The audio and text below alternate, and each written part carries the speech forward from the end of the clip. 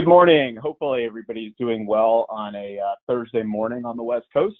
Excited to have everybody here for our July webinar. We've got a whole bunch of people on the webinar today, which is terrific. We've got a few more people coming on.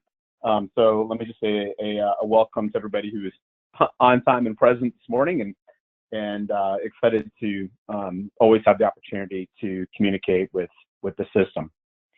We've got a pretty good webinar here scheduled for this morning, and we've got a few different subjects. Let me jump right into the agenda today and kind of knock out a few different topics.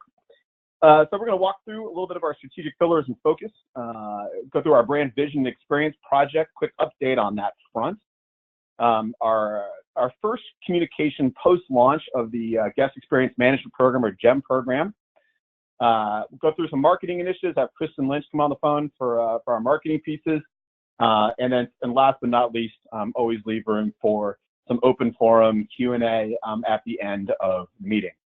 As always, and hopefully people have kind of gotten the gist of it now, if you do have questions, please do use the feature on the GoToWebinar link where you can type in your questions, and we'll get to them at the end of the presentation. So with that, without further ado, let's jump into the meat of it for today. And I want to always start off by reminding everybody what our strategic pillars are and what we are working on. We talk about internally quite a bit, and I'm going to open it up and talk a little bit about some of the things we do talk about within the corporate team rather extensively.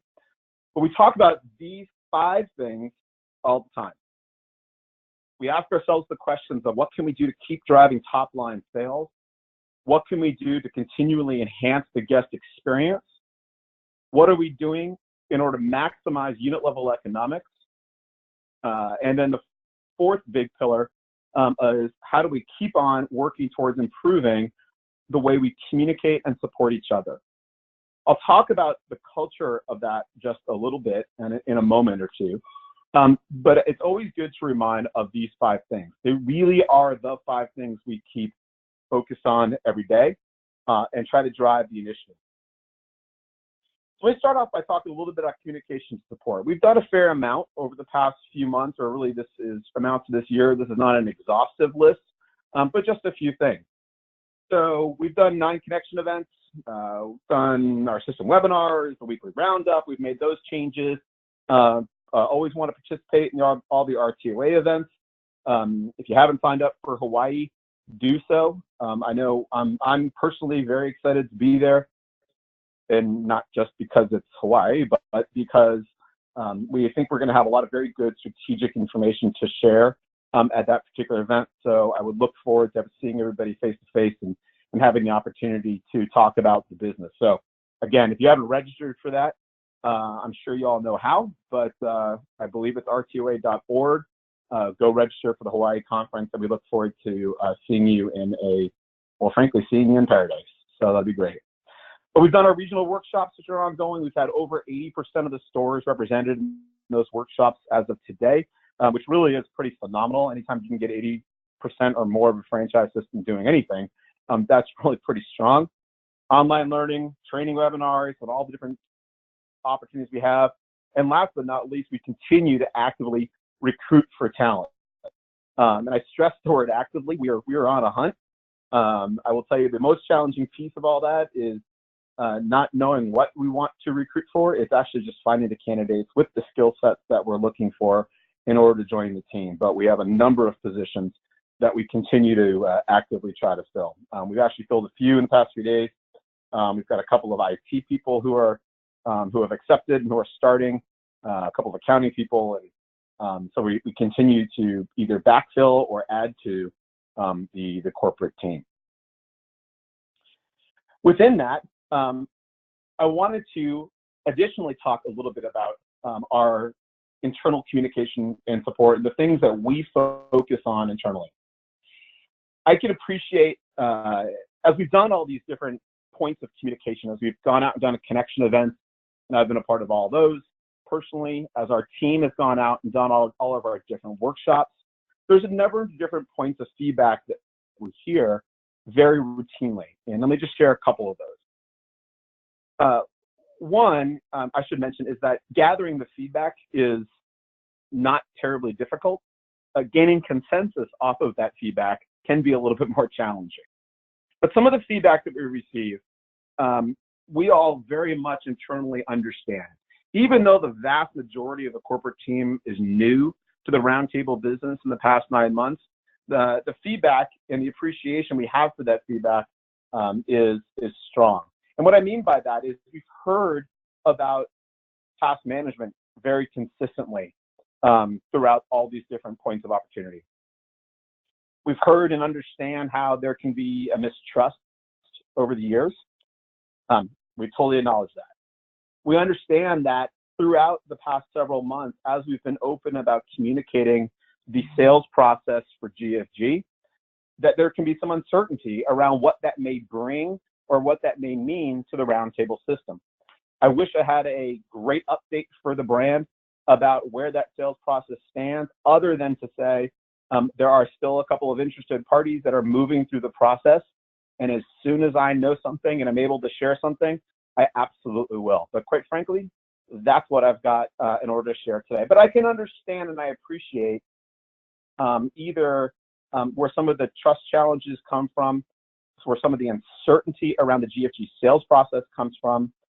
And then certainly I understand and would acknowledge that that sometimes there are missteps along the way where we've learned from things that we've done and gathered feedback along the way.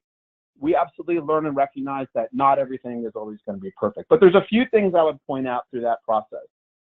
One is that with the uncertainty around the GFG sales process, or at that of what's been expressed to me about the uncertainty around it, one of the things that I've heard several times is about, once the sale happens, are you going to start investing in the business? And that's been a pretty consistent point of feedback. And my answer has been the same every time, is that there really isn't anything that's being hung up right now as a part of this process. I and the rest of the Roundtable team are solely focused on doing what needs to be done to the best of our abilities in order to drive the Roundtable business forward. So whether it's people needs, whether it's the investment in whether it's technology or upgrades or things of that nature, we're making the investments or working towards making the investments needed in order to keep advancing the business. So from my mouth to your ears, as the one responsible for the leadership of the brand, I'll be very clear when I say that I do not feel like we've been hamstrung in any way, shape, or form in our ability to advance the brand. I think that's important to state. I think it's also important to state that when we have made missteps along the way, hopefully people are beginning to appreciate that if we do make an error, if we do learn from something we've done, we'll be the first ones to stand up and say, hey, we acknowledge, let's change tactics, because ultimately we want one thing, which is to do the right thing to help advance the brand. But internally, we've discussed two things quite a bit, which are on the screen right now. One is mission, and one is desired output. And I share this because I think it's important for everyone to level set on what we focus on every day. Our mission, as we talk about it as a team, is to do everything we can to work together with all stakeholders in the organization. That's franchisees, managers, whether it's the RTOA, whether it's committees, whether it's our own corporate chain, but to work together with all stakeholders in the organization to figure out ways to get and keep more guests who come in more often, who spend more of their hard-earned money relative to the size of the markets that we serve while maintaining appropriate margins. That is a core principle for how we go about our work on a daily basis. What do we want to see as an output for that focus? It's very, very simple. And this is what we talk about quite a bit, which is we want to see enhanced franchisee satisfaction and enhanced franchisee profitability. That is the driver of any franchise company.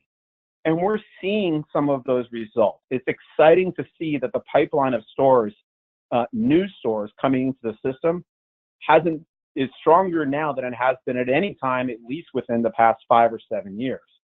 When I came onto the brand in January, just as a point of reference, I think there were 7 stores in the pipeline.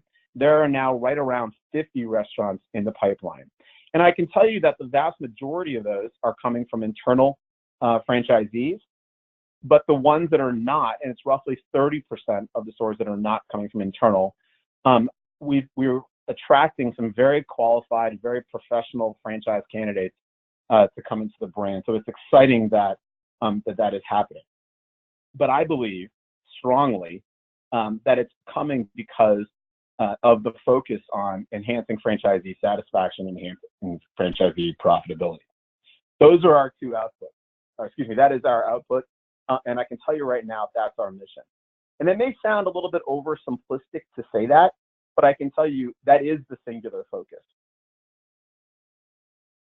One of the things that's happened recently is we've gotten some feedback, both on an email string that's been out there, which I want to acknowledge, but also from a few other select individuals of some instances across the organization, most of which has been going on for probably years, in some instances, of franchisees who have gone a little wayward. And I say that in a kind way. But for example, we've heard of situations where franchisees are delivering outside of their territories, where franchisees have compromised brand standards by adjusting the quality of the product in their restaurants and buying outside the system.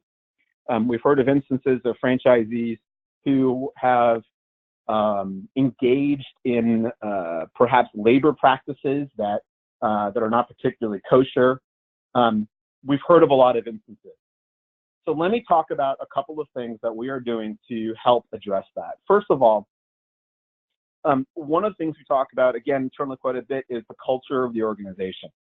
And the words that we use to describe the desired culture of the organization is a culture of accountability and achievement.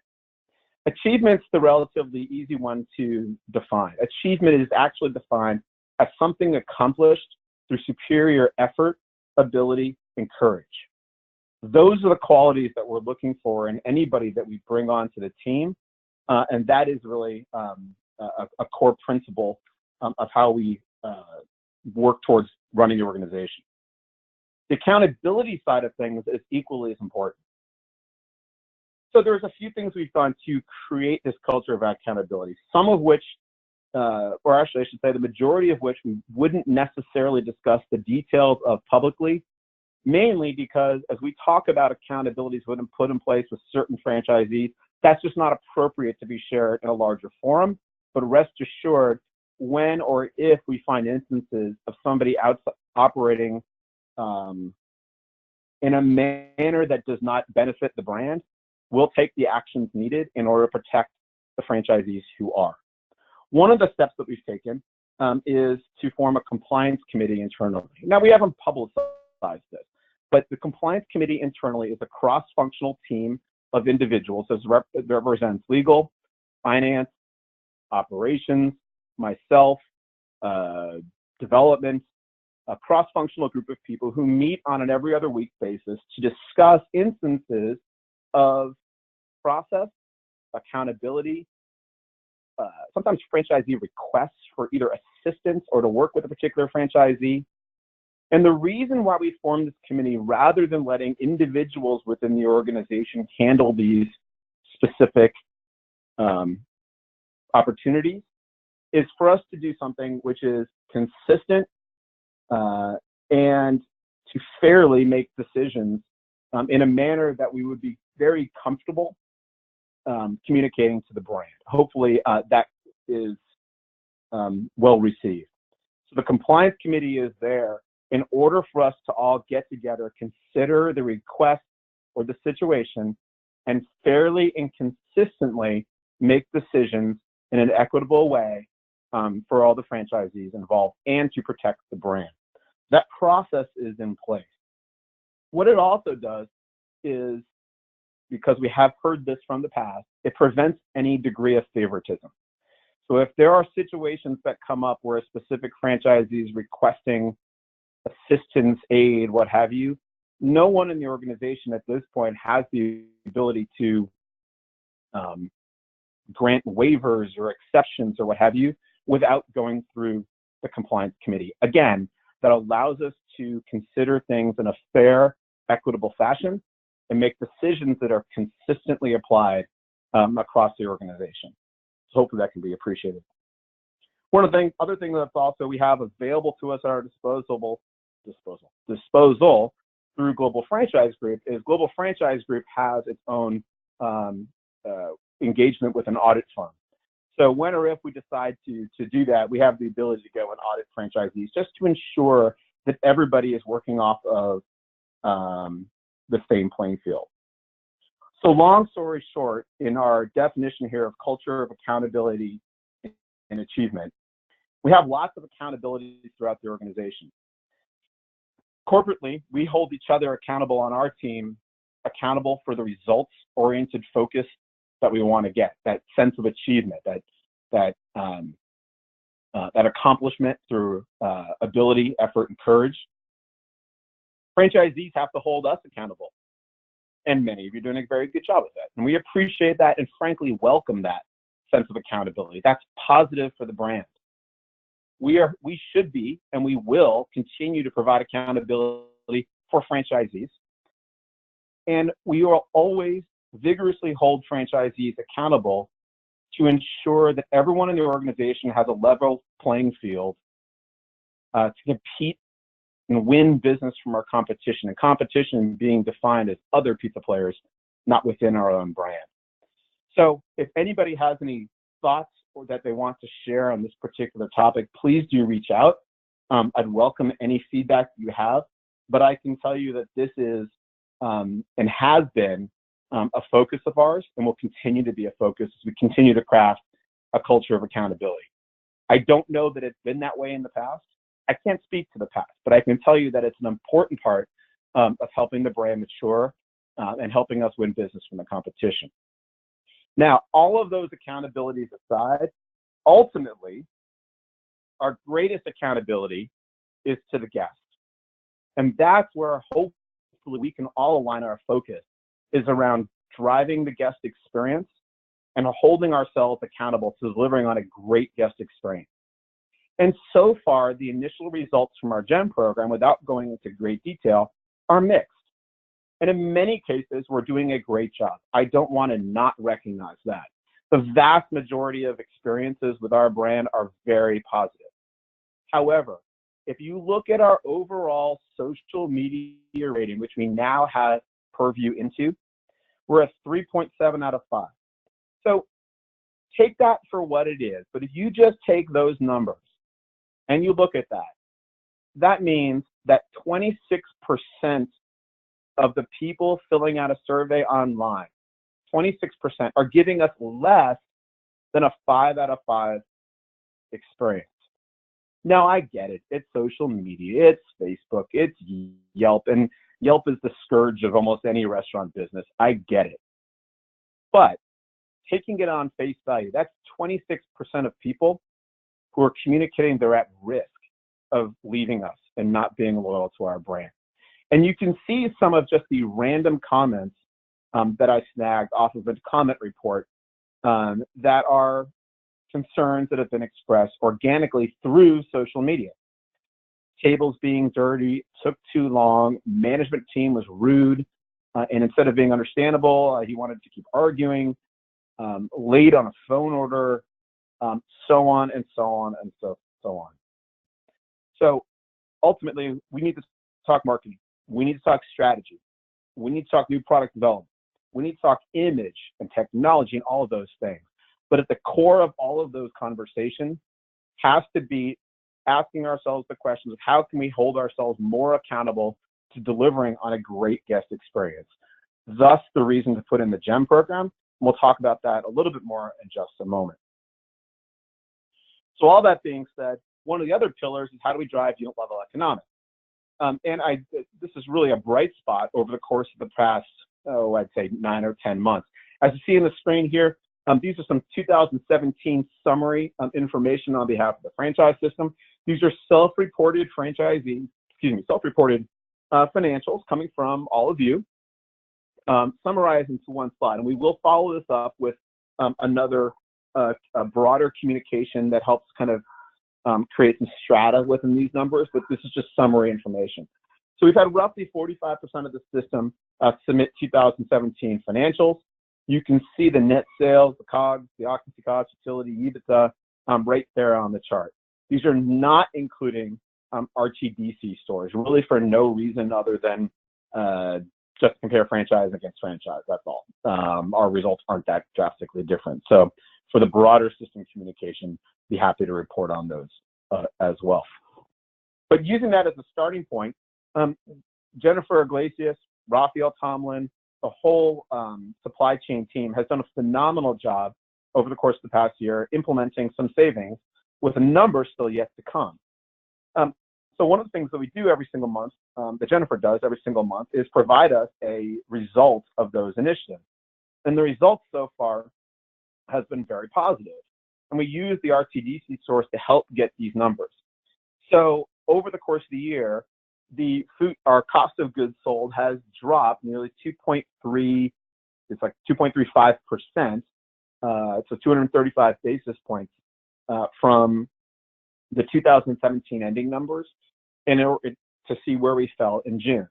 And it's important, now we use the RTDC stores for this year, excuse me, because across those stores, we have not taken price. Certainly, there are a number of franchisees who took price at the beginning of this year. Probably most people took price. And in all the RTDC stores, we did not. Now, we are going to adjust price going forward a little bit over the next few weeks. But these numbers do not reflect any kind of price increase. They are simply a drop in the grocery bill or the results of a number of other initiatives, whether it be the topping optimization or other things of that nature. So we've seen some pretty good progress along the line. So exciting to see. So lots of good things happening on that front. We've also talked a little bit about our brand vision and experience. And even as I share kind of an update on this particular project, I'm very excited to present at the October RTOA meeting a broader, more strategic plan type look at some of the different initiatives that we want to bring forward in the next couple of years. And it's really exciting times. There's lots of great things we're going to continue to invest in. So within this brand vision and experience project, as I've communicated previously, we've partnered with a company called the Sterling Rice Group. And Sterling Rice truly is a leader in this particular space, having done work for companies such as Sbarro, Cinnamon, Jack in the Box. Gosh, the list keeps going. They've done a number of different consumer packaged goods.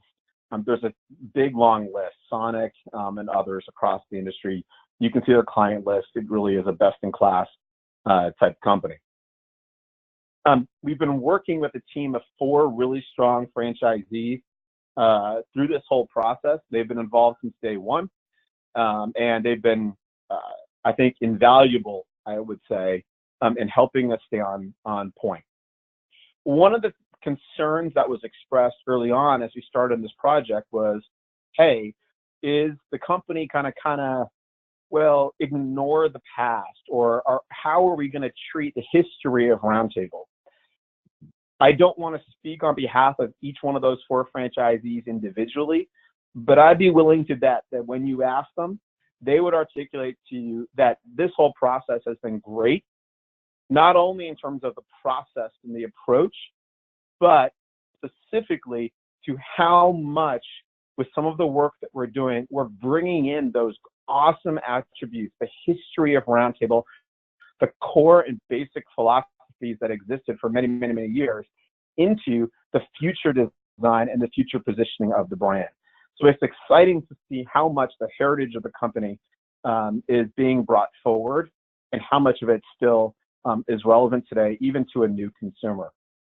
So we just completed last week, to give you an update, what's called a brand vision workshop. We were up at the SRG headquarters in Boulder, Colorado, working with not only our internal team, but a group of I don't know, 15 or so, 12 or 15 outside influencers who come in to give an outside or a third-party perspective into the whole process. So that was a tremendous experience and a tremendous process to go through. And it's exciting to report we are right on track and we are right on pace to the project plan. We completed the brand vision workshop and the distillation that over a 2-day period in Boulder last week. We're actually moving the week after next into some research. So essentially taking the concepts that we've developed and putting them in front of consumers to test. That happens the week after next, and then we continue the process from there. So as has been previously communicated, we are right on pace to being able to present the results of all that work at the R2A conference in Hawaii. So again, I'll just make one final plea. If you want to see that firsthand, really the first showing of that, be in Hawaii. So we're excited to keep on moving this forward. So the next thing up for us is the GEM program. And I want to see if I can pull on one of our partners here from SMG to kind of walk through this. So give me 1 second. I don't know that I see him on here.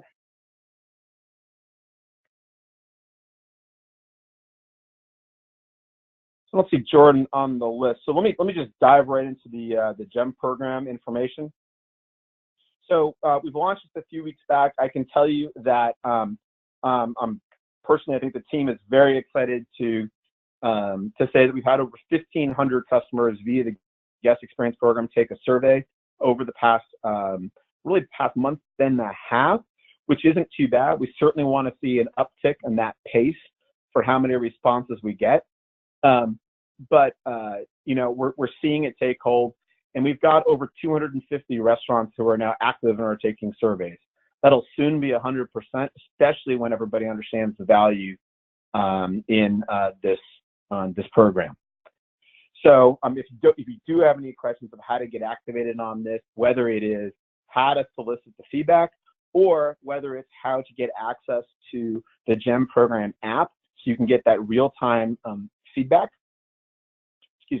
then reach out to your FBC, and your FBC would be more than happy to help you get activated on this particular program. So within the GEM program, there's really 3 different components that are all now live across the system. The first one is the GEM in-restaurant survey. That's the bottom of the receipt survey, a more traditional means of collecting feedback. That's live, and we're getting some great, not only numeric responses, but also some great comments. You saw some of those earlier. The second piece of the puzzle that's now been launched is the Inform or the Contact Us page. So all the different guest contact points, whether it be on our website or other means, has all been now driven to the Inform page, the link through SMG. So whether it's the guest experience survey, whether it's Inform, or whether it's the third piece of the puzzle, the social reviews, all 3 of those are now at your fingertips on the site or on the app for you to see in real time. So the Inform or the Contact Us, that is getting sent out. Some of you may have already received alerts in your inbox for follow-up. So we encourage you to pay attention to those, and certainly as they come up, our FBC team is being copied on those, and they'll continue to work with you to help make sure that you've got all the training, tools, education you need in order to engage with those guests who have expressed either a compliment or a concern. The third bucket here, as you can see, is our social reviews. I shared that graphic just a little bit earlier. For your individual restaurants, you are now able to see right on this dashboard what people are saying about you on social media and able to link right through the site in order to get access to those social media platforms so you can see it.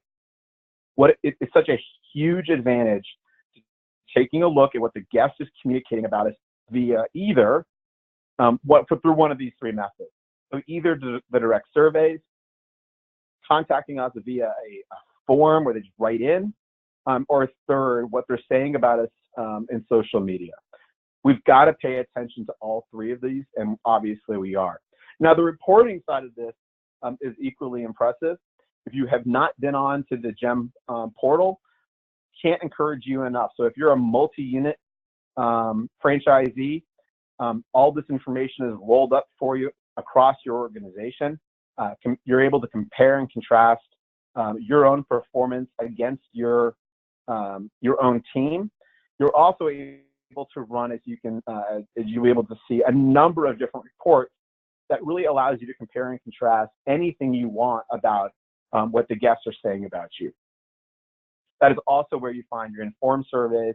And again, everything related to guest feedback is now in one place at your fingertips.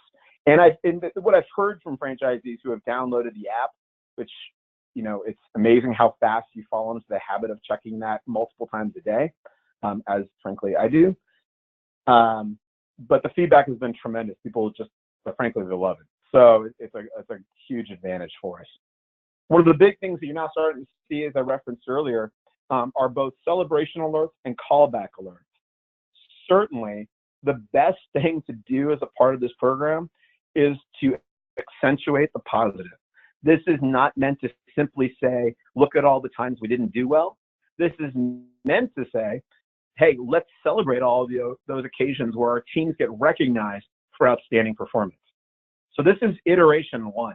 So some of you, I know, have already received some celebration alerts. And the way this happens is when a team member has their name written in to a comment as somebody's completing a survey about one of your restaurants.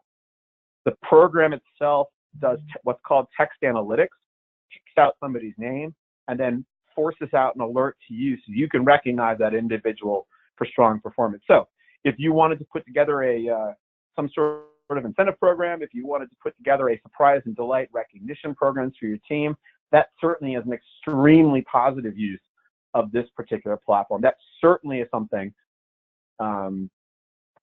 that we're going to look to do internally and hopefully broaden that out to be more of a system-wide recognition of those opportunities, a system-wide recognition program in order to recognize opportunities where team members, whether it's a franchise location or a corporate location, has delivered on an outstanding service opportunity. So look for more to come on that. This is just iteration number one. We'll continue to get better.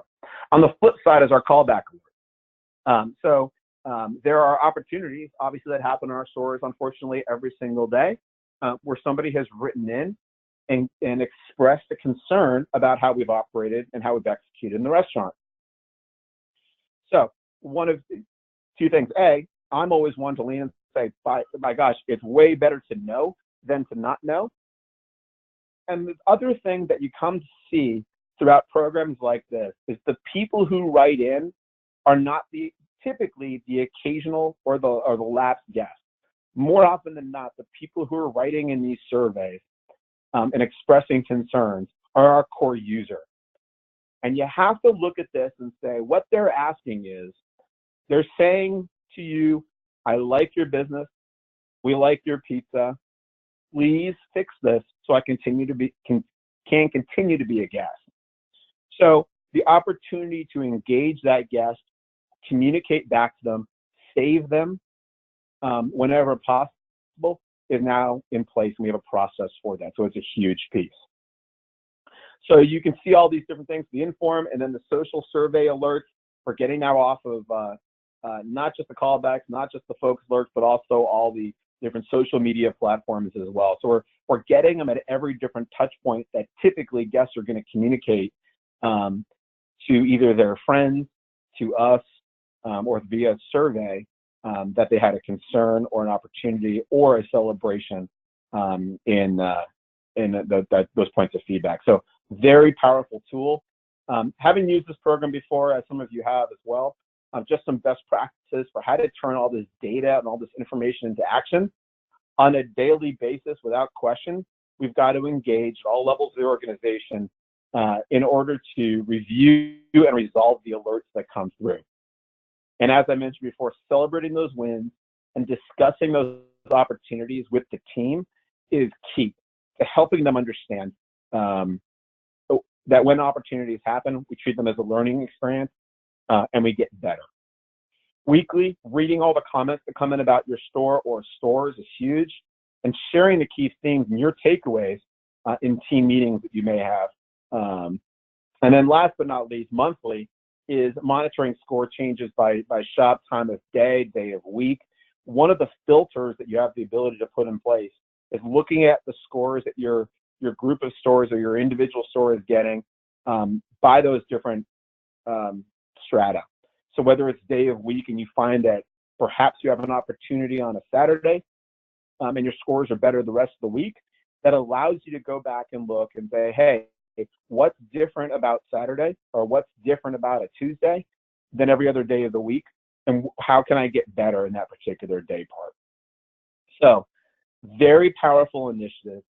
Ultimately, the objective is to keep our focus and keep our accountability square on delivering a better guest experience and entering that mindset of perpetual improvement. So this is a big part of really making the guests the ones that we ultimately listen to and keeping them at the focus of everything that we do.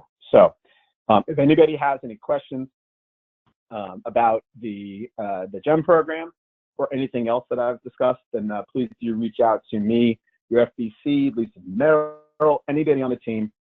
We're all more than happy to engage and help walk you through whether it's best practices or simply how to use the portal and the site. With that, we'll shift gears, and I've unmuted Kristen Lynch here, who can get on the line and talk a little bit about some of our upcoming marketing initiatives. And there's a fair amount going on. So Kristen, are you there? I am. Can you hear me? Can, yes. Thank you. Wonderful. Thanks, Jeff, and good morning, everybody. I'm excited to kind of walk through the back half of our marketing plan with you. So Jeff, if you want to go ahead to the next slide for me. Many of you have asked to kind of see in a summary slide, if you will, what we have going on. And we have a lot of exciting things happening from August through December. And so this spreadsheet here is truly a snapshot of everything that we have going on, but I wanted to call attention to a couple of things. So the top part of this slide says national activation, and you can see areas of media, digital, merchandising, and public relations. And I'll walk through a couple of these, but I wanted to take note that this is all truly national activation that the brand team is doing for the system. So there really isn't anything that a franchisee needs to do. We are pushing out merchandising, POP to you. We are pushing out emails to customers. We are handling the media for all of the different markets with our agency MGH, and it truly is national activation. The bottom part of this Excel spreadsheet is, you can see noted, local activation. So these are activities that we've put in place as templates, if you will, but the franchise community can really add these programs on top of everything for their local store. So whether it be print drops or opting into programs like the Summer Fun Key Tag program that's taking place in August, or the Back to School programs, we've put these templates in place for the franchisees to really take part in from a local perspective. So a couple of things that I'm going to touch on, but I wanted to focus here on this slide for a second. We have things like the Yelp partnership, and I'll talk through that on the next couple of slides. Mobivity, that all of you have been hearing about. We're going to have ongoing receipt offers and text offers. We'll have social and email. We also, like I just mentioned, we'll have a number of different merchandising POP items that'll be pushed out throughout the year.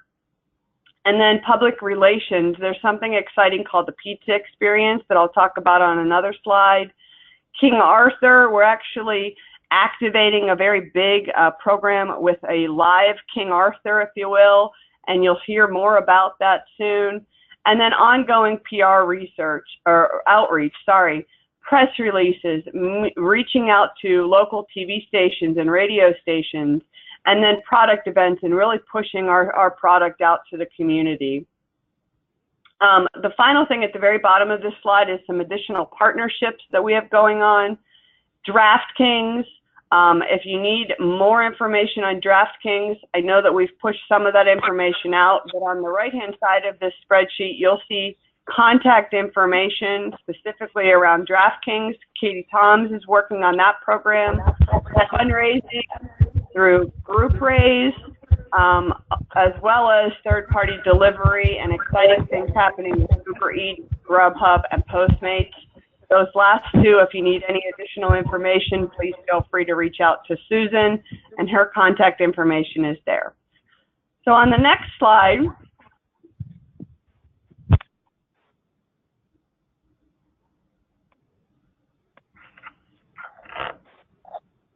one more. Getting into a couple programs specifically around national activation, Yelp. So Roundtable has actually signed an agreement, a national partnership with Yelp that will improve the setup that we have with Yelp overall. And before I dig into what that setup looks like, I wanted to just get you excited about Yelp overall. So on average, Yelp generates over 6,000 search and page views for pizza every minute of the year. There's over 20 million monthly searches for pizza in Yelp specifically. And in 2017, Yelp users visited Roundtable pizza listings over 1 million times. And another key point to that is that 89% of those visits were on mobile devices. So everything that we're doing around customers using their mobile device is very important, whether it be on the Mobility Text program or within this Yelp program. For the current Roundtable pizza setup, your restaurants are currently getting branded profiles, which provides management of the business information, photos, and also access to a call to action for online ordering. As we move forward with this new partnership with Yelp, the future setup, you'll continue to have the branded profiles.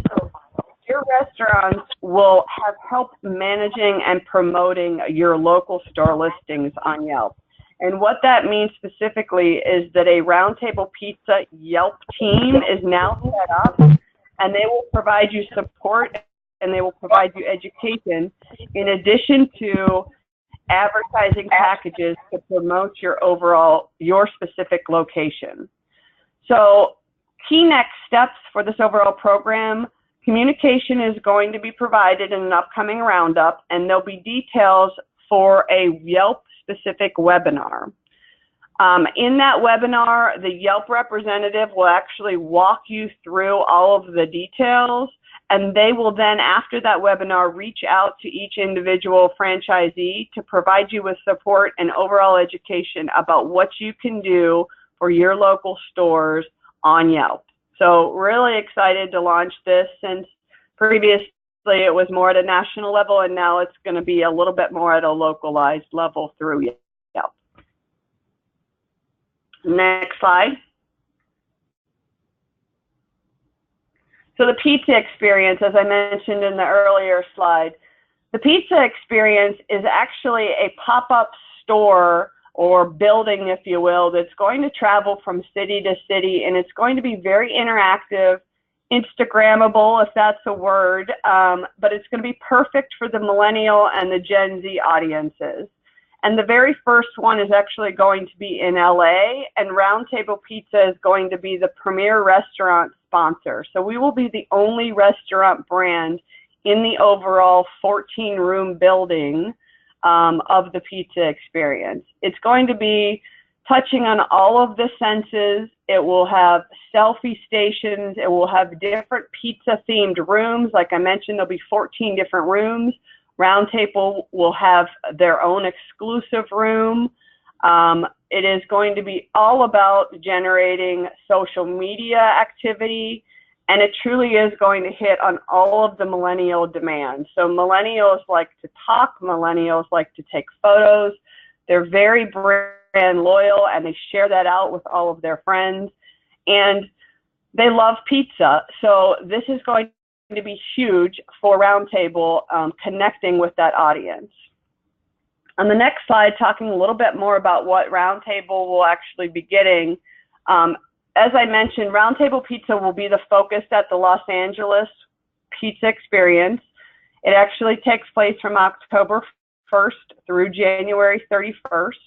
We will be building out an overall room within the pizza experience. We also will be passing out pizza slices for all of the attendees. So the attendees will be able to try our wonderful Roundtable Pizza, and we will be the only pizza product being passed out in the overall pizza experience. Benchmarks that the organization has told us about 60,000 attendees will be going through the pizza experience over the 4 months. There will be tons and tons of social media mentions, as well as overall reach, 20 million potential reach.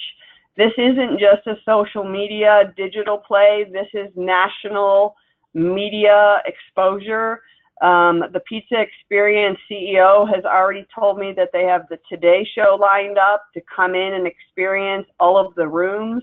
So it is in LA, but we will get national awareness about the Pizza Experience and Roundtable Pizza as the premier sponsor for this event. So very excited, something unique and different from a marketing perspective for us to get in front of the media, in front of all of our social media followers, as well as our customers passing through the experience. The next slide, we get into a little bit of local activation. And I'm actually going to ask Jeff to hand this over to Amy with UMI, and she's going to walk us through why local store marketing is important, but more specifically, the Roundtable Pizza marketing portal. Thank you, Kristen and Jeff. We here at UMI are very excited about the partnership between UMI and the Roundtable Pizza brand. While our partnership is multifaceted and includes support at the national level, I'd like to take just a few minutes to talk specifically about UMI as a franchisee resource, which includes not only our branded marketing portal, but also a dedicated support team that brings combined years of local store marketing experience and knowledge that is second to none. UMI has been in business for over 20 years and is a third-party marketing partner to some of the biggest corporate and franchise communities around the world. What we do is provide local store marketing programs that are proven to drive frequency, loyalty, average transactions, brand awareness, and most importantly, sales, all through our state-of-the-art online platform, which you, of course, know as the Roundtable Pizza Marketing Portal. But what can the portal do for you? Before we get to that, let me first talk a little bit about local store marketing, or LSM. First of all, what is LSM and why do you need it? At its core, LSM is all about the touch points you see on the screen and executing targeted initiatives, building relationships, and breaking through the noise of your competitors. It's about keeping the brand and your restaurant top of mind with local consumers. It's about being the mayor, if you will, of your restaurant and your community, truly owning and winning your neighborhood. If executed and implemented properly, LSM builds a core foundation for the brand and for your location. It results in the identification of a series of proven efforts that build momentum over time and sustain growth in sales. It should be specific, measured, planned, coordinated, and executed all year long, not just one program one time a year. Momentum and results do build over time. Next slide, please. Now that we understand the touch points and the why, how can LSM help you? Well, what are your goals? Maybe your goal is to drive traffic or bring in new guests. Maybe your goal is to drive sales to a specific day part or communicate an add value message. Maybe you have a Mountain Mike's or a Pie 5 opening up next door, and your goal is to simply win that share of voice. Whatever your goals may be, identify them. Know what you want to get out of it, both short and long term. Ultimately, with every effort, we are looking for a couple of key things regardless of our goal. We are looking for increased sales and guest conversion. Activation on the local level can help to increase that. It can turn a new guest into a loyal one. The cycle of activation for success is clear. Awareness drives acquisition, which drives trial, that results in purchase and repeat purchase, which of course leads to loyalty and word of mouth. That said, the key there is repeat purchase, and this is in your hands. Did you know that 80% of companies believe they deliver superior customer service, but only 8% of customers think the same? Superior guest service is the one thing that you can control. From the time the guest walks in the door, from the time they leave, it is your most important LSM tool. Next slide, please.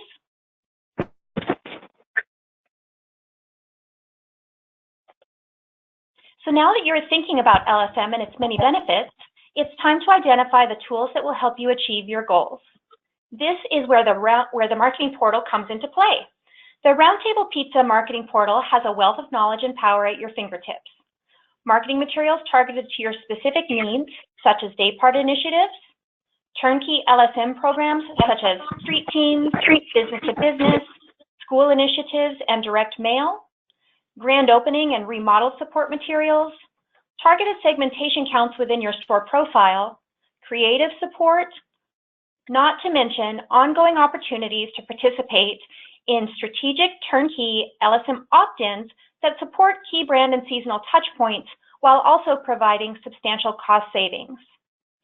Each of these revolutionary entrepreneurial resources are all available to you within the Roundtable Pizza marketing portal.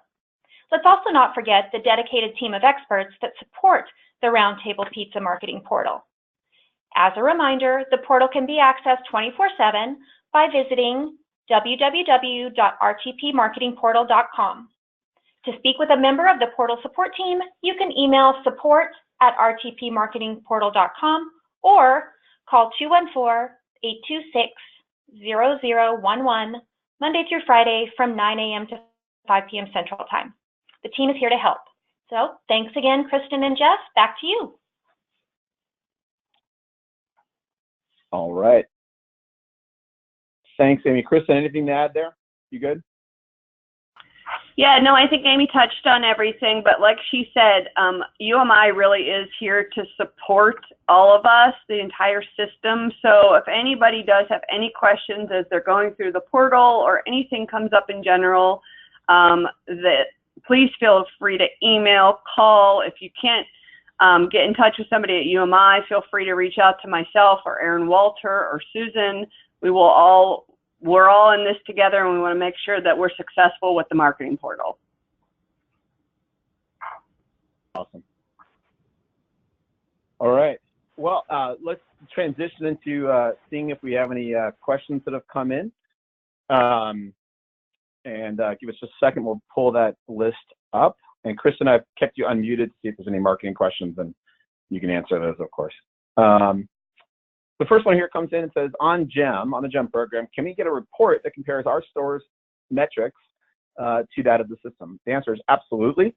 In fact, right on your homepage, it actually contrasts your performance against the top 20% of the performers out there. So that's kind of a standard dashboard type metric.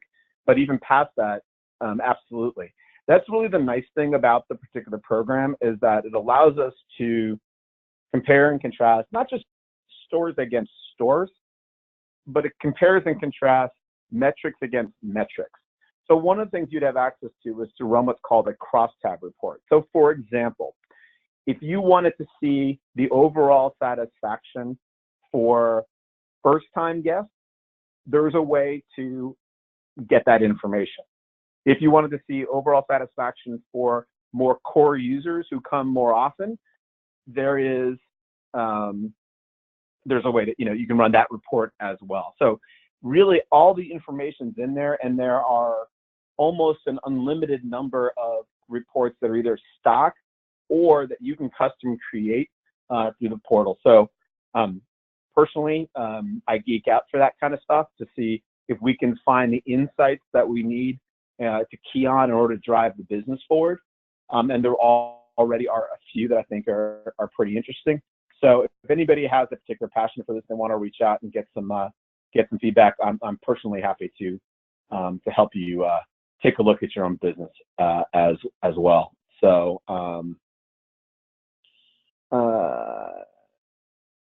next question here. A long question, so give me 1 second.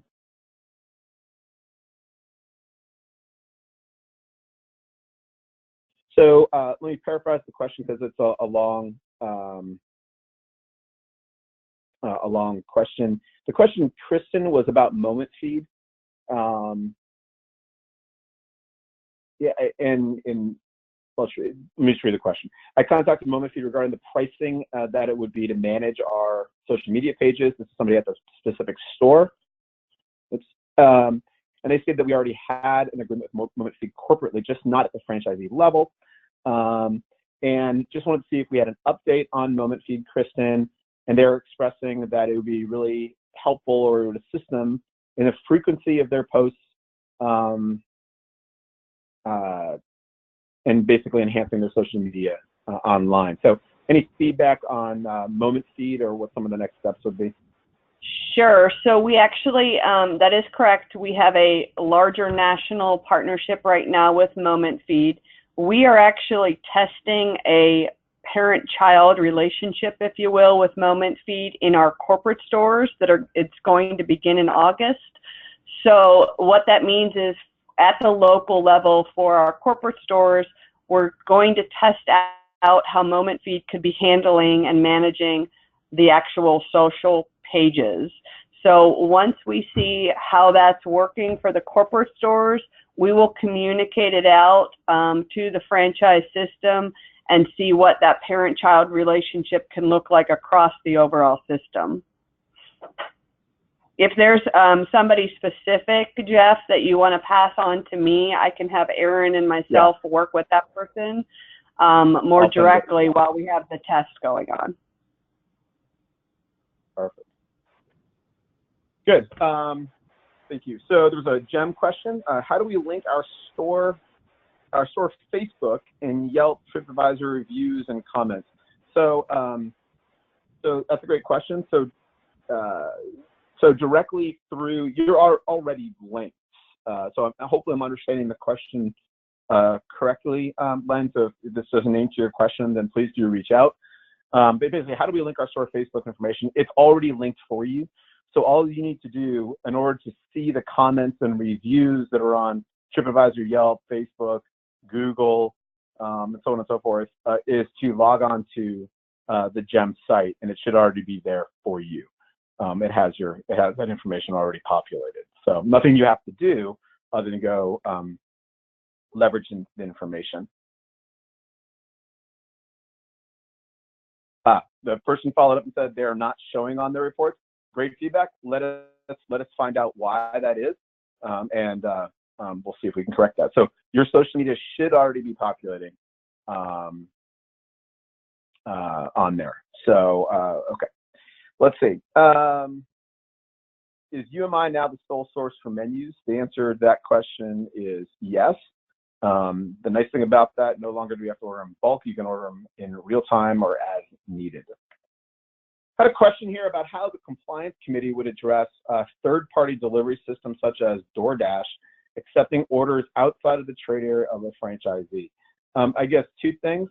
One, we take any instances that are coming up like that and address them individually. But the way those third-party systems are set up is that they take proximity. So if there's a franchisee who is not signed up for a third-party delivery service, but their neighbor is, it is likely that orders are coming in from that adjacent territory. However, the one thing to remember about third-party delivery is that, quote-unquote, third-party delivery is a little bit of a misnomer. Those are essentially carryout orders. So when somebody places an order online, it's getting routed to the closest store that is on the third-party delivery platform.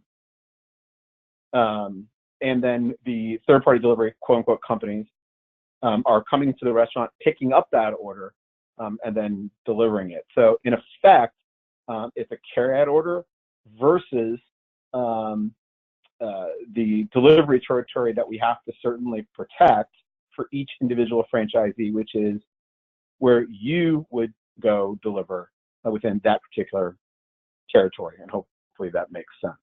We can provide clarification on that if need be.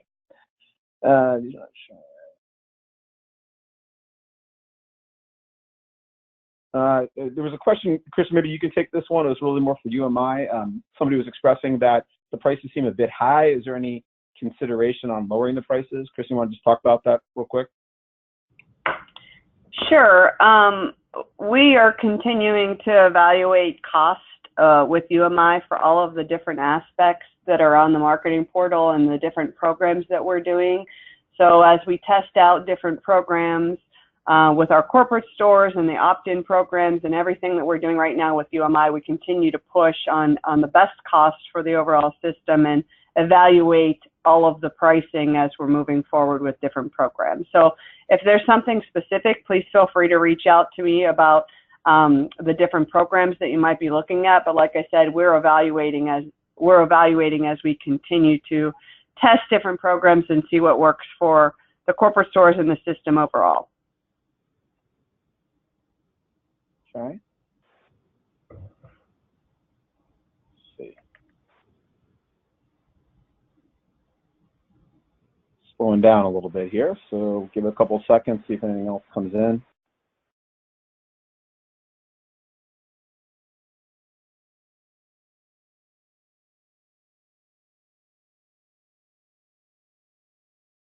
Question about the pizza experience and how it's going to be funded. It's being funded out of the National Marketing Fund. So it's a social media event, essentially PR/social media event, and we're pretty excited about that one. That should be a really fun and something that should generate a lot of buzz. There's a lot of celebrity opportunities through that. The budget is around $100,000 that we're spending on it, to answer the question specifically, and that's a combination of product and other support, because the opportunity to sample and get product in people's mouths. The neat thing is this is really our first foray into what's called influencer marketing. And if anybody isn't familiar with influencer marketing, go spend an hour on Instagram, and you should get a really good taste for what it is. That is the target of this effort through the pizza experience, and Kristen, you do a better job of articulating this than I, is really that millennial gap. Getting a first foothold into that guest base that we don't have as much relevance to today, and beginning to transition how that segment views the brand, so we can begin attracting them as a guest. Yes, and they've done not other pizza experiences, but they've done other a sugar factory, if you will, or an ice cream experience, and consumers truly just walk through room to room and experience the overall experience. But they, specifically in the ice cream one, customers were getting very disappointed that they weren't trying product, and so it's very important for this pizza experience that they're having Round Table Pizza and offering that to the customer, because it truly is embodying the overall senses and the pizza experience. And so we're really, really fortunate to be able to be offering Round Table at this overall experience. Yeah, it's a real positive thing. I got a question here. It's a kind of a multi-part question. I'll make it a multi-part question from a couple different people. Talking about point of sale technology, and then also an update on the future of menu board, counter menus, or digital menus. So on the next system webinar in August, we'll be able to give a little bit more detail around technology and what have you. However, let me just say this at this point, and we've shared this with a number of people in the company. We are about to kick off a test, a 2-store test in 2 company restaurants in the Sacramento area of a technology platform, which include looking at a different point of sale. We're looking at, and we will be testing kiosk ordering. We will be testing the integration of all the third-party delivery platforms directly into the point of sale, kitchen display systems, loyalty app, ordering through the app, what we call a virtual drive-through, where somebody places an order via the app. They're able to just pull up to the front of the store. We know that they're there, and we run their pizza out to them without them having to even walk inside of the restaurant. And there are a number of other features associated with this, which we're excited to test. So, of course, saying that brings all sorts of questions, which I know people are probably thinking without even writing it in. So let me hold everybody off at the pass. This is simply a test. There are zero plans for anything past this. This is simply us looking at making a corporate investment and saying it's incumbent upon us to do what we've talked about, which is to challenge our existing technology platform and give ourselves an advantage or a potential competitive advantage. So this is a test. The first store of our 2 corporate stores is being installed on August 6th. We're not making any secret of it. The second store is being installed on August 20th, a couple weeks later, and we are very much welcome. We very much welcome right after the 6th any franchisee who wants to give us a call, set up a time, come in, and we can show you some of the things we're working on, and most importantly, through that, gather any feedback that you may have about how we can make sure that we, maximize our opportunity within the system.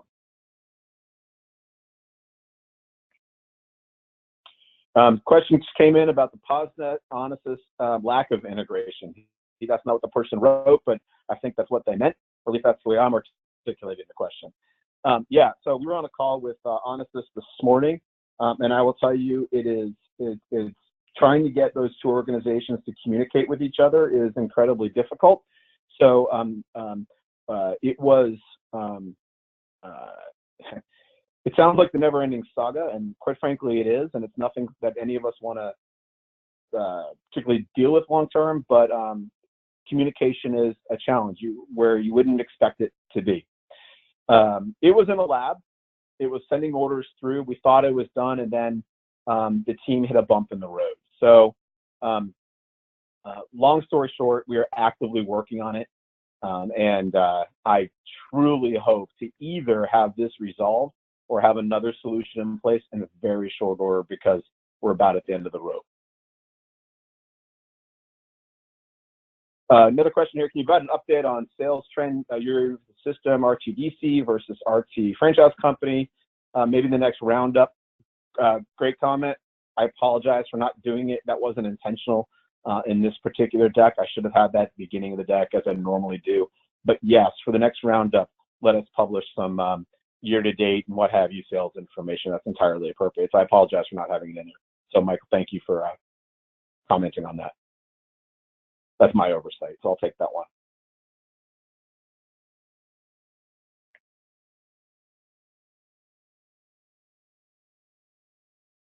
All right, seems like that seems like the, I'm sorry, one more question. I didn't hit on the menus as I hit on that. So in answer to the question about the menus, because that was kind of part of the tech platform, menu boards are something that absolutely want to take a look at. We're not going to have digital menu boards installed day 1 of this particular technology test, but that's the intent, is to have digital menu boards installed in order to properly advertise what we do in store and frankly, leverage the same experience that other brands are having. So yeah, that's a part of the process. For right now, we're maintaining the same process that we've done with menus historically, but we certainly intend to test a digital system or a static menu board system, a less dynamic, of course, but static menu board system. That's absolutely on the radar screen. And I've got to say, because this person, the same person just typed this in, somebody just threw in a congratulations to Kristen on the new baby and welcome back. And I'll just echo that. So it's great to have Kristen back. I think this is her first webinar since she went out on maternity leave. And it's good to have you back. And now being a mom of 2, you got your hands full, that's for sure. But good to have you back in the fold. So with all that, well, that sounds like a good one to kind of wrap up. My pleasure. That seems like a good one to wrap up the webinar with. If anybody has any specific follow-ups, certainly we're all here to do our best to answer your questions. So we appreciate the time.